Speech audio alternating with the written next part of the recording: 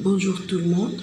Aujourd'hui, je vous présente la leçon de langue qui a pour objectif d'utiliser une énumération pour créer une impression. Vous pouvez voir votre livre à la page 151, bien sûr.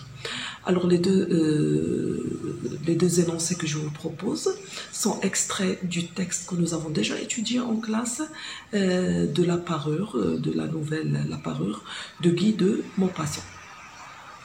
Alors, le premier énoncé est: ils cherchèrent dans les plis de la robe, dans les plis du manteau, dans les poches, partout. Deuxième énoncé: il se rendit à la préfecture de police, aux journaux, pour faire promettre une récompense, aux compagnies de petites voitures, partout, enfin, où un soupçon d'espoir le poussait. Alors, revenons au premier énoncé. Si vous le remarquez, dans cet énoncé, nous avons un seul verbe d'action, c'est chercher. Et chercher, il est suivi d'une suite de groupes nominaux dans les plis de la robe, dans les plis du manteau, dans les poches, partout. Alors, ces groupes nominaux indiquent le lieu cherché où l'action de chercher a été accomplie. Donc, normalement, le narrateur devait dire: et ils cherchèrent dans les plis de la robe, ils cherchèrent dans les plis du manteau, ils cherchèrent dans les poches, ils cherchèrent partout. Mais il a préféré utiliser le verbe d'action une seule fois. C'est par souci d'économie, tout simplement. C'est pour éviter la répétition du verbe chercher. Alors, on a ici le fait d'utiliser une suite de groupes nominaux qui indiquent le lieu où l'action a été effectuée. C'est ce qu'on appelle l'énumération. Donc, le narrateur a énuméré les lieux où les personnages ont cherché. Alors, ces groupes nominaux sont séparés par une virgule. Donc, on peut dire que ces groupes nominaux sont juxtaposés. On a déjà vu la juxtaposition, vous connaissez. Passons au deuxième énoncé. Il se rendit à la préfecture, il renvoie à monsieur Loisel, bien sûr. Il se rendit à la préfecture de police, aux journaux, pour faire promettre une récompense, aux compagnies de petites voitures, partout, enfin, où un soupçon d'espoir le poussait. Là, encore une fois, nous avons une seule action, mais avec une suite de groupes nominaux, c'est-à-dire qui indiquent le lieu où M. Loisel s'est rendu. Alors, et ces groupes nominaux sont aussi juxtaposés.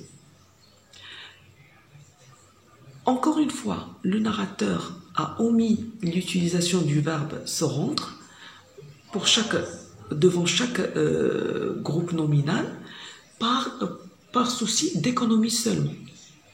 Alors, quel est l'effet recherché à travers cette énumération? Parce que dans les deux énoncés, on peut parler d'énumération. Dans le premier énoncé, le narrateur a recours à l'énumération pour montrer le désarroi dans lequel se trouvent les personnages. Remarquez, si vous vous rappelez bien, ils ont découvert la disparition de la parure de diamant, donc ils étaient affolés et perdus, donc c'est l'angoisse. C'est l'effet recherché ici par le narrateur. Donc l'énumération sert à montrer le désarroi dans lequel se trouvent les personnages, leur angoisse, pour montrer qu'ils sont affolés. Et dans le deuxième énoncé, l'énumération sert à montrer, encore une fois, nous avons ellipse du verbe se rendre à chaque fois. Donc le narrateur a évité de le répéter par souci d'économie, et cette suite de groupes nominaux, cette énumération des groupes nominaux, des lieux où le personnage s'est rendu, montre l'effort fourni par le personnage pour essayer désespérément de retrouver le collier perdu. Donc, à partir de ces deux exemples, qu'est-ce qu'on peut dire? Alors, on peut dire que l'énumération, d'abord, c'est une figure de style, comme la comparaison, la métaphore, l'accumulation de ça. Donc, l'énumération, c'est une figure de style. Alors, en quoi consiste cette figure de style? Elle consiste à juxtaposer ou bien à coordonner. Donc, parce que à la place de la virgule, on peut trouver une conjonction de coordination. Donc, à juxtaposer ou bien à coordonner des termes qui appartiennent à la même classe grammaticale. C'est-à-dire, on peut trouver l'énumération de groupes nominaux, mais on peut énumérer également des adjectifs, des noms, des verbes, etc. Ainsi, on peut, voilà, c'est dans la définition d'ailleurs, ainsi on peut énumérer des noms, des adjectifs, des verbes, des groupes de mots ou même des propositions entières. C'est-à-dire on peut trouver même des phrases, des propositions. Au sein de la même phrase, on peut trouver une suite de propositions. Donc ça peut être une énumération. D'accord? Voilà la leçon pour la leçon d'aujourd'hui.